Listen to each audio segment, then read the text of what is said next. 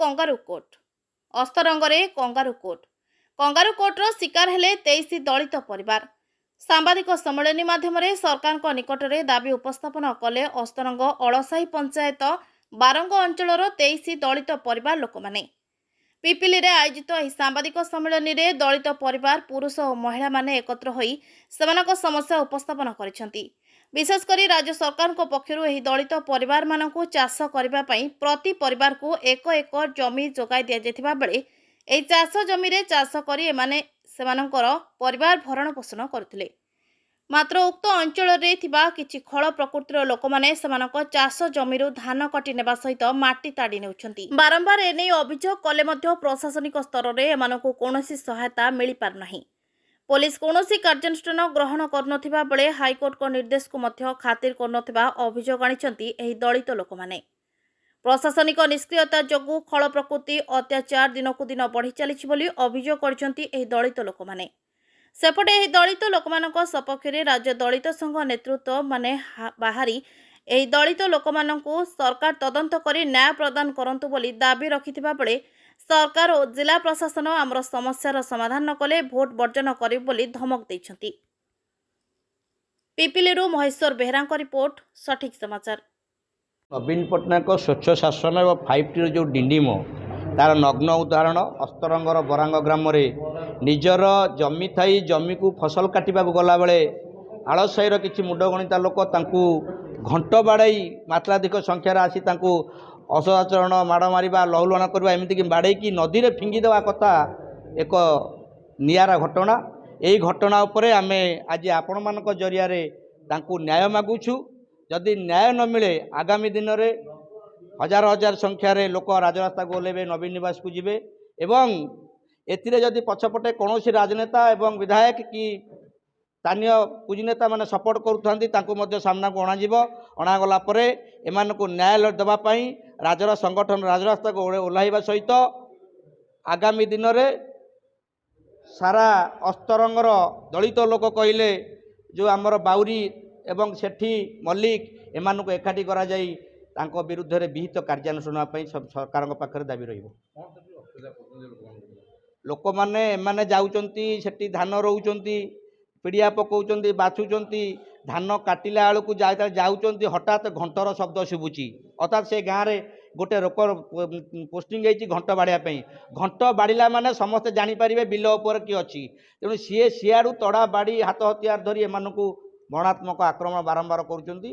भी बारंबार थाना एतला देइचंती ना थाना ना तहसीलदार ना जिलापाल कई कथा शुणुना पटा देइचंती किंतु शुणुना। सांबादिक सम्मेलन मुख्य उद्देश्य होउची आम बरांग ग्रामर दलित परिवार 23 जन डीहबेगारी मौजा आलसाई पंचायत डीहबेगारी मौजारे दीर्घ दिन है चाषबास कर चलुले सरकार ये गरीब लोक एक अनुकंपामूलक एकर लेखा जमी प्रदान कले जेहेतु से भले चली पारे किंतु पड़ोसी ग्राम आलसाई मौजार किछि दुर्दांत श्रेणीर लोक खल प्रकृतिर लोक ये हरिजन बाउरी मानू किमिति चाष उच्छेद करूँ धान सब वर्ष काटी नेबू ये प्रयास जारी रखिले जहाँफल आम हाईकोर्टर द्वारस्थ हेलु मानवर हाईकोर्ट निर्देश देले आईआईसी की देले यार तदंत करी उचित न्याय दिया किंतु तहसीलदार को आम आपत्ति जनइलु एवं 8 दिन भितर वर्तमान सुधा आम से संपत्ति से माने बाली माटी ताड़ी जेसीबी द्वारा ताकू चोरी करी राति रे बिक्री करुछंती जहाँफल से माने आम विरुद्ध रे सही टंकार खर्च करेंगे किंतु आज पर्यंत है कौन सरकार तरफ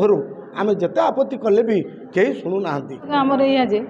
आम बिल आम चाष करुँ से मैंने काटी नहीं जाऊँ आम मार धर कर विभिन्न प्रकार भाषा गाड़ी गुलज दौरान आम घर को आसी जिनस पत्र फोपड़ा फिंगा कर गाड़ी दौरान एमती आम बिलू धान काटी नहीं आज 5 वर्ष है आमको हैरान कर पिला छुआ धरिकी रहीकि आम गरीब लोक खाया पीवा पाऊनु बहुत जिनस बिका माने भांगी तुटी ये करदे आमको मार धर विभिन्न प्रकार भाषा अभाषा मैंने कही हेनी से भाषा गुड़ा